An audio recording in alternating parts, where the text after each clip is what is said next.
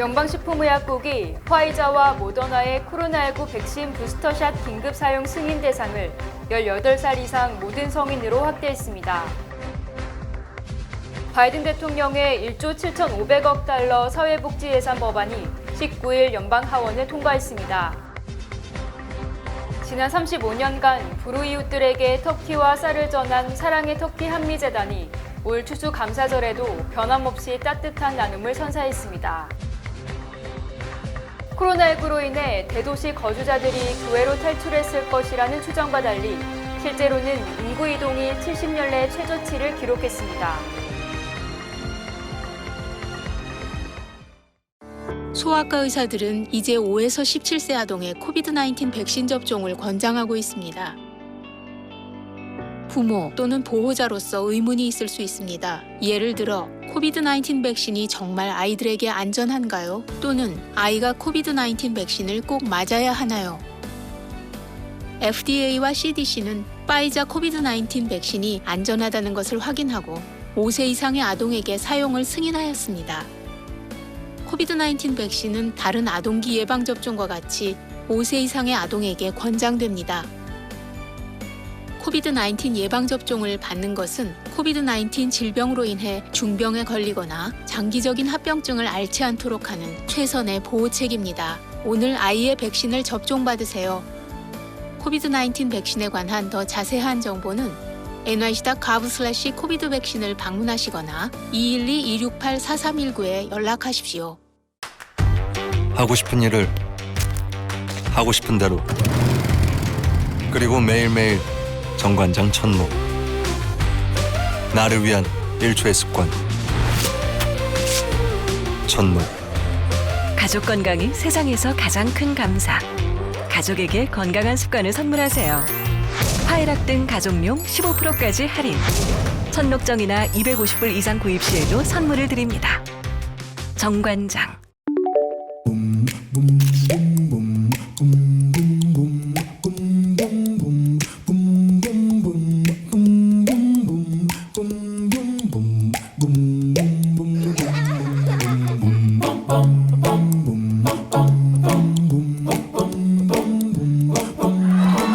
우리타운을 응원해주세요. 우리타운이 다시 웃을 수 있도록 PCB가 함께 만들어가겠습니다. Pacific City Bank. 여러분 안녕하십니까? 금요일 TKC 뉴스데스크 첫 소식입니다. 연방식품의약국이 화이자와 모더나의 코로나19 백신 부스터샷 긴급 사용 승인 대상을 18살 이상 모든 성인으로 확대했습니다. 화이자와 모더나는 19일 자료를 내고 FDA의 승인 사실을 밝혔습니다. 스테판 방셀 모더나 최고 경영자는 겨울철에 접어들고 미국 전역 코로나19 감염자 수와 입원자 수 증가에 직면한 중요한 순간에 긴급 사용 승인이 났다고 말했습니다. FDA는 그동안 백신 접종을 마친 지 6개월이 지난 65세 이상 고령층, 기저질환 등으로 중증 위험이 있는 이들, 보건 종사자나 요양시설 거주자 등 바이러스 노출 위험이 있는 이들에 한해 코로나19 백신 부스터샷을 접종할 수 있도록 했습니다. 이후 화이자 등은 18세 이상 모든 성인을 대상으로 부스터샷 접종 긴급 사용 승인을 FDA에 신청했고 19일 FDA가 이를 승인했습니다. FDA 승인에 이어 연방질병통제예방센터 CDC까지 승인하면 이르면 주말부터 미국에서 모든 성인이 추가 접종을 할 수 있을 것으로 전망됩니다. CDC 자문기구는 19일 중 회의를 열어 부스터샷 확대 권고 여부를 논의할 예정이라고 밝혔습니다. 한편 연방보건당국의 권고와 무관하게 아칸소주, 캘리포니아주, 콜로라도주, 매사추세츠주, 뉴욕시 등 일부 지역은 이미 모든 성인에게 부스터샷을 허용하고 있습니다. 바이든 대통령의 1조 7,500억 달러 사회복지 예산 법안이 19일 연방하원을 통과했습니다. 연방하원은 19일 오전 사회복지성 예산안인 더 나은 재건 법안을 표결을 통해 찬성 220표, 반대 213표로 통과했다고 밝혔습니다. 공화당 케빈 메카시 하원 원내대표가 예산법 처리를 막아서기 위해 8시간 33분간 연설을 하면서 민주당 원내대표였던 낸시 펠로시 하원의장이 세운 8시간 7분의 기록을 넘어 미 하원 최장 연설 기록을 깨기도 했으나 최종 통과됐습니다. 바이든 대통령이 추진하는 더 나은 재건 법안은 1차인 1조 2천억 달러 규모의 인프라 투자와 2차인 1조 7,500억 달러 규모의 사회복지, 기후변화 대응, 교육개혁 등을 중심으로 한 사회복지성 투자로 나눠 제안됐습니다. 19일 통과된 사회복지 예산은 이미 바이든 대통령 서명까지 마친 최우선 역점 사업 중 하나입니다. 이 법안의 최종 처리를 위해서는 상원 관문을 넘어야 하지만 하원에서 수개월 동안 논쟁을 벌인 법안을 통과시켰다는 점에서 돌파구를 마련한 것으로 평가되고 있습니다. 지난 35년간 불우이웃들에게 터키와 쌀을 전한 사랑의 터키 한미재단이 올 추수감사절에도 변함없이 따뜻한 나눔을 선사했습니다. 사랑의 터키 한미재단은 18일 터키 240마리와 쌀 700포대를 23개 단체에 전달했습니다. KCS 커뮤니티 센터에서 진행된 전달식에는 전상복 사랑의 터키 한미재단 대표와 이명빈 뉴욕 총괄 본부장, 찰스윤 뉴욕 한인회장, 그리고 23개 단체 관계자들이 참석했습니다. 이날 전달식에서 전 대표는 35년 동안 터키 전달 운동을 해왔는데 올해만큼 터키를 구하는 데 어려움이 많았던 해가 없었다고 말했습니다. 어려운 가운데서도 많은 가정들에게 터키와 쌀을 전달할 수 있어서 기쁘다고 소감을 밝혔습니다. 성금으로 동참해 주셔서 감사하고 터키 쌀을 구하기가 어려웠는데 일단 미리 구해서 이렇게 전달할 수 있으니까 참으로 감사하게 생각합니다. 일찍이 청교도가 미국을 건설하고 교회, 학교, 병원을 세우면서 헌신한 것처럼 우리 동포들도 용기를 내서 어떤 어려움이 있더라도 인내하면서 하나님의 축복을 받으시는 모두가 되기를 간절히 빕니다. 예, 금년에는 정말 좀 코로나 바이러스 관계에서 상당히 어려운 그 환경에서도 이렇게 또 많이 또 협조해 주시는 분들 덕분에 이렇게 또 나눔의 행사를 이렇게 성대하게 가질 수 있는 게 다 하나님의 은혜이고 모든 그 분들의 정성으로 이렇게 생각해서 늘 감사하게 생각을 합니다. 매년 뉴욕 일원 노숙자와 불우이웃들에게 터키로 사랑을 나눠온 사랑의 터키 한미재단은 한인 독거노인 및 저소득층 한인들을 돕고자 쌀 보내기 운동을 지난 9월부터 전개했습니다. 전달식에 앞서 드려진 예배에서 뉴욕교협 김희봉 목사는 작은 자에게 나눔을 실천하는 재단을 격려하고 모두에게 귀감이 되는 단체라고 치하했습니다. 코로나19로 인해 대도시 거주자들이 교외로 탈출했을 것이라는 추정과 달리 실제로는 인구 이동이 70년 내 최저치를 기록했습니다. 연방 센서스국은 지난해부터 올해까지 주거지를 바꾼 미국인은 2,710만 명으로 전체 인구의 8.4%에 불과하며 이는 1948년 이후 인구 이동이 73년 만에 최저치를 기록한 것입니다. 인구 이동은 지난 2014년에서 2015년 이후 감소하기 시작했으며 코로나19로 도심에 거주하는 미국인들이 대거 탈출했을 것이라는 예상과는 정반대의 결과입니다. 이에 대해 클리블랜드 연방은행에서 인구 이동 문제를 연구한 전문가는 코로나19 초기 도심을 떠나는 이들이 많았지만 근교로의 이동이었으며 완전히 다른 지역으로의 인구 이동은 줄었다고 설명했습니다. 이 전문가는 생활비가 많이 드는 도시에서 인근 소도시나 라스베가스나 내시빌 같은 고속성장 지역으로 이주하는 현상이 올해 2분기까지 이어졌다고 말했습니다. 지난해 기준으로 뉴욕주 인구가 10년 전보다 4.1% 증가한 것으로 나타났습니다. 토마스 디나폴리 뉴욕주 감사원장은 2020년 뉴욕주 인구 변동 현황 보고서에서 지난해 연방 센서스 기준 뉴욕주 인구는 2,020만 명이며 이는 지난 2010년보다 82만 3천 명, 4.1% 증가한 것이라고 밝혔습니다. 이 같은 뉴욕주 인구 증가율은 2000년에서 2010년까지 증가율 2.1%보다 2배 정도 높은 것이지만 전국 평균 10년간 인구 증가율 7.2%보다는 낮은 것입니다. 특히 뉴욕주 인구 증가 대부분은 뉴욕시 인구 증가에 따른 것으로 뉴욕시 2020년 인구는 880만 명으로 2010년 817만 명보다 7.7% 증가했습니다. 또 뉴욕시를 제외한 뉴욕주 12개 대도시 중 11개의 도시의 인구가 증가한 것으로 나타난 반면 뉴욕주 12개 소도시 중 10개 소도시의 인구는 줄어든 것으로 나타났습니다. 뉴욕시를 제외한 대도시 중 마운트 버논이 인구 증가율 9.8%로 1위에 올랐고 용커스가 8%로 2위, 버팔로가 6.5%로 3위를 차지한 반면 대도시 중 유일하게 나이아가라 폴스만 인구가 3% 줄었습니다. 지난 10년간 뉴욕주 인구 중 백인이 6.2%로 큰 폭으로 감소한 반면 아시안 인구는 36%나 급증한 것으로 집계됐습니다. 뉴욕주 감사원장실은 뉴욕주 인종별 비율 통계를 통해 백인은 10년 전보다 6.2%, 흑인은 0.9% 각각 줄었고 히스패닉 인구는 16%, 특히 아시아는 36% 급증했다고 밝혔습니다. 특히 대도시 지역 백인 인구는 65.4%에서 50.9%로 급감한 반면 2%에도 못 미치던 아시안 인구는 4.9%로 급증했습니다.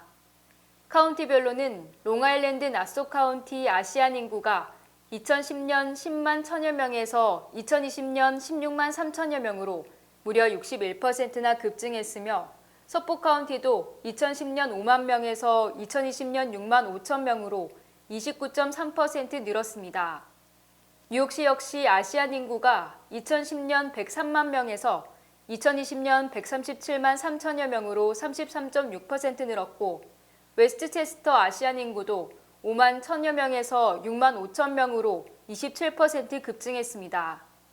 또 퀸즈 지역 인구는 240만 5천여 명으로 10년 전보다 7.8% 증가했으며 히스패닉 인구 비율이 27.8%, 아시안 인구 비율이 27.3%로 백인 인구 22.8%보다 훨씬 많았습니다. 퀸즈 지역 인종별 인구 증가율은 아시안이 29.2%로 가장 높았고 히스패닉이 8.8% 증가한 반면 백인은 10.9% 줄었습니다. 한편 뉴욕시 관내주택은 모두 361만 8천여 채로 10년 전보다 7.3% 늘었고 이 중 빈집은 24만 8천여 채로 공시률이 6.9%로 집계됐으며 이는 10년 전보다 5% 줄어든 것입니다. 미국과 중국의 갈등 속에 중국에 진출해 있는 한국 기업들의 고민도 커지고 있습니다. 첨단 장비 도입에 미국 정부가 제동을 걸고 있다고 합니다. SBS 한상우 기자가 보도합니다. 논란이 된 EUV 노광 장비는 네덜란드 ASML이란 기업만 유일하게 만들 수 있는 수천억 원짜리 최첨단 장비입니다. 반도체는 전교회로 폭이 좁을수록 최첨단 기술인데 극자외선으로 초미세 회로를 새기는 설비입니다. 디램 반도체는 14나노미터 이하 공정에서 쓰고 스마트폰 CPU용 파운드리 반도체는 7나노미터 이하에서 반드시 필요합니다. 올 초부터 SK하이닉스는 이천 공장에 이 장비를 도입했고 중국 우시 공장에도 도입을 추진하고 있습니다. 그런데 로이터는 미국이 중국의 군사력 증대에 악용될 수 있다며 이 장비 도입을 막고 있어 하이닉스의 중국 공장 첨단화 계획이 자초될 가능성이 있다고 보도했습니다. 이에 대해 하이닉스 관계자는 당장 문제가 되는 건 아니지만 미중 관계 변화를 예의주시하고 있다고 밝혔습니다. 반도체 기술의 중국 이전을 강력히 견제하는 미국은 최근 자국 기업인 인텔이 중국에 공장을 세우려는 계획에도 제동을 건 바 있습니다. 또 우리 반도체 기업들은 고객사 정보와 생산 공정, 주문 내역 등 26개 항목의 정보를 제공하라 요구했습니다. 한국의 대중 수출에서 반도체 비중은 2010년 15%에서 지난해 31%로 크게 늘었고 삼성전자와 하이닉스 매출에서 중국이 차지하는 비중은 각각 30%와 37%나 됩니다. 미중 패권 경쟁 속 실리를 챙겨야 하는 우리 기업의 고민이 깊어질 수밖에 없는 상황입니다. SBS 한상우입니다. 미 8개 주 검찰이 인스타그램이 어린이에게 미치는 부작용에 대해 공동으로 수사에 나섰다고 밝혔습니다. 월스트리트저널은 18일 각 주 검찰이 인스타그램의 모회사인 메타가 어린이에게 유해한 환경을 조성해 소비자 보호법을 위반했는지 여부를 들여다보고 있다고 보도했습니다. 이에 따르면 검찰 수사의 초점은 메타가 어린 사용자들의 인스타그램 접속 시간을 늘리고 더 자주 접속하도록 유도하기 위해 어떤 방법을 사용했는지에 맞춰져 있습니다. 더그 피터슨 네브래스카 검찰총장은 어린이 사용자에게 더 많은 접속 시간을 유도해 각종 정보들을 수집했다면 소비자 보호법에 따라 검찰이 나서야 한다고 말했습니다. 메타에 대한 수사에는 캘리포니아와 뉴저지, 매사추세츠, 네브래스카 등 최소 8개 주 검찰이 참여했습니다. 최근 메타가 인스타그램이 10대 청소년의 정신건강에 유해하다는 사실을 알면서도 별다른 조치를 취하지 않았다는 내부 고발이 제기된 이후 메타에 대해 법 집행기관의 수사가 본격화되는 분위기입니다. 메타는 미국의 현행법상 인스타그램 사용이 불가능한 13세 미만 어린이를 위한 별도의 인스타그램 서비스를 추진했지만 논란이 커지자 개발을 중단했습니다. 미국 정부가 화이자의 코로나19 치료제 1,000만 명분을 구매했습니다. 바이든 대통령은 화이자가 치료제를 개발했다는 소식을 접한 뒤 즉각 충분한 양을 확보하기 위한 조치를 취했다. 일단 1,000만 명분을 구매했다고 어제 밝혔습니다.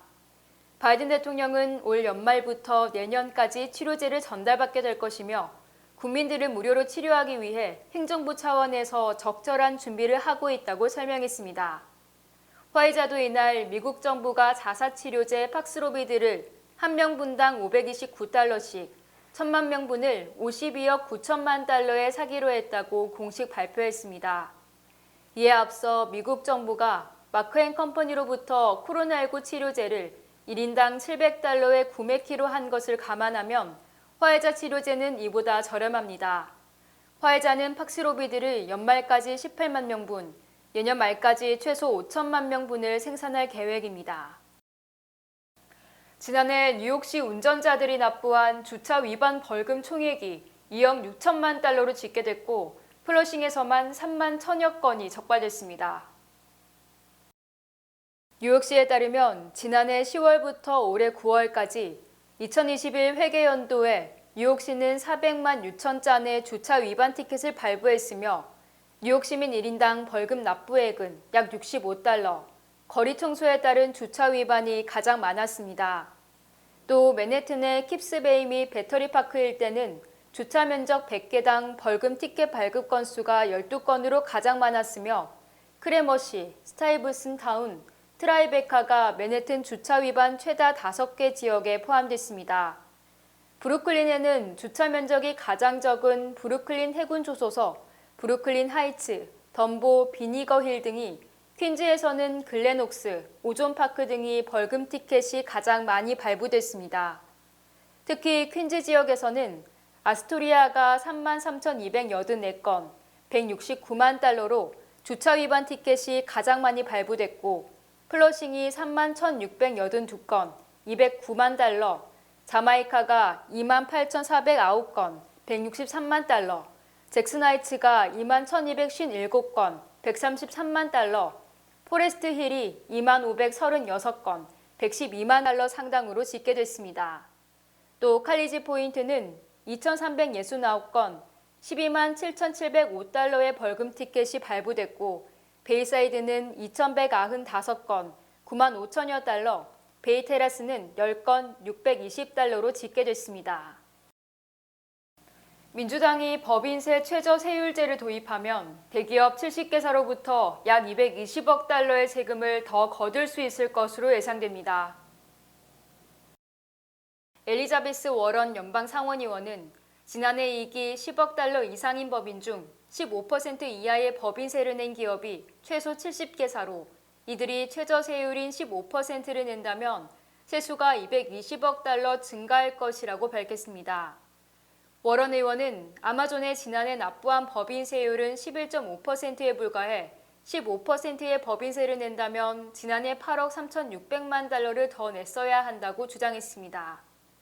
워런 의원은 3년 연속 매년 10억 달러 이상의 이익을 낸 기업에 한해 최소 15%의 법인세를 내도록 하는 법안을 제안한 상태로 연방의회는 워런 법안이 통과되면 10년간 세수가 3,190억 달러나 증가할 것으로 추정했습니다.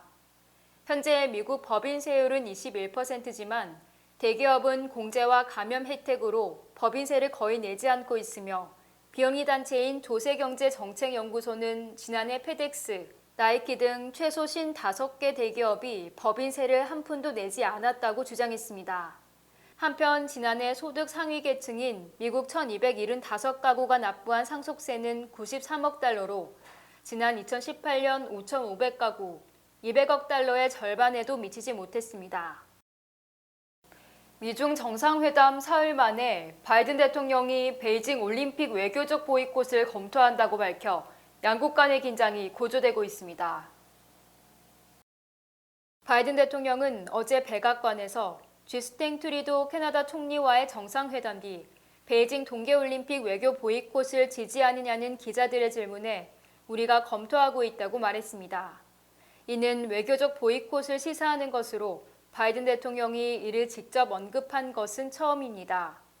젠사키 백악관 대변인도 베이징 동계올림픽에 대한 외교적 보이콧 검토는 신장 위구르 자치구에서의 인권 침해에 대한 우려 때문이라고 설명했습니다.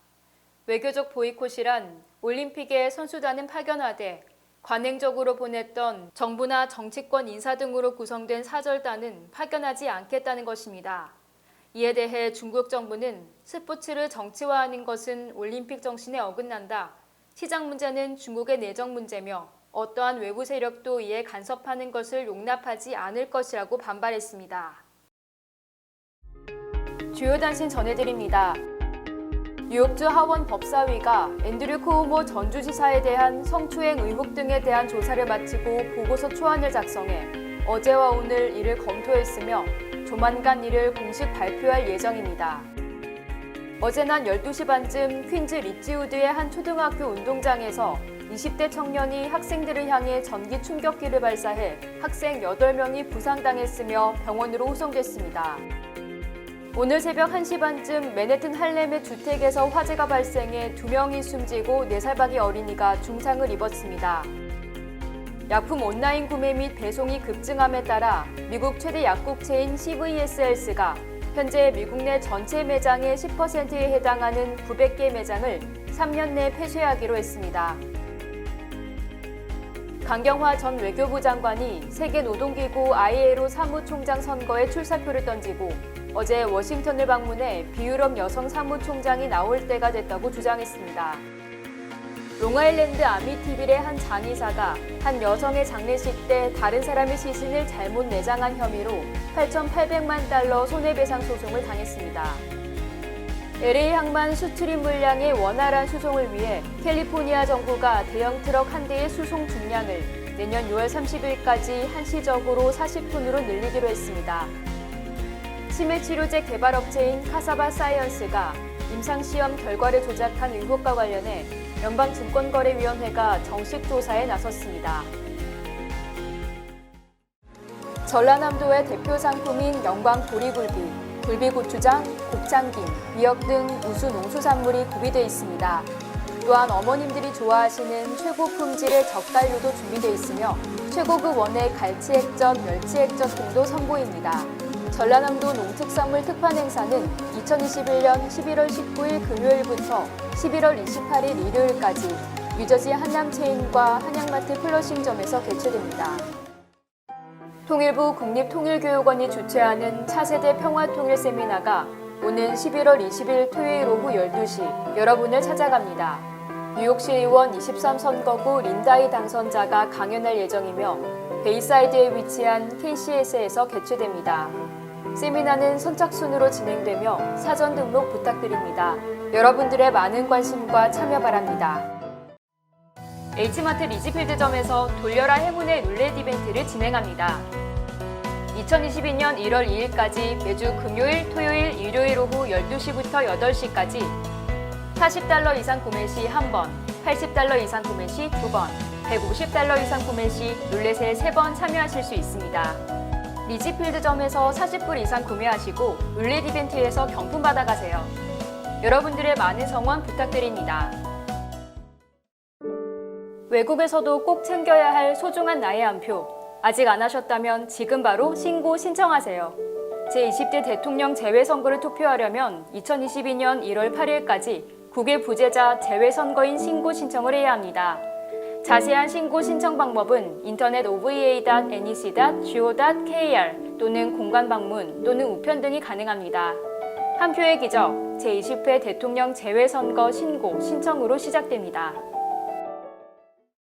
날씨 전해드립니다. 토요일인 내일은 대체로 흐리겠습니다. 내일 낮 최고 기온은 48도, 밤 최저 기온은 43도입니다. 해 뜨는 시각은 오전 6시 48분, 해 지는 시각은 오후 4시 33분입니다.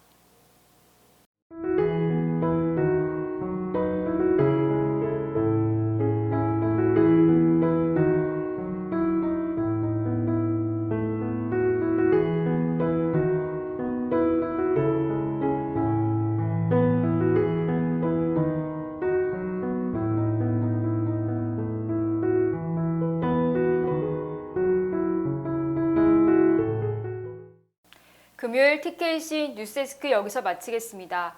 시청해주신 여러분 고맙습니다.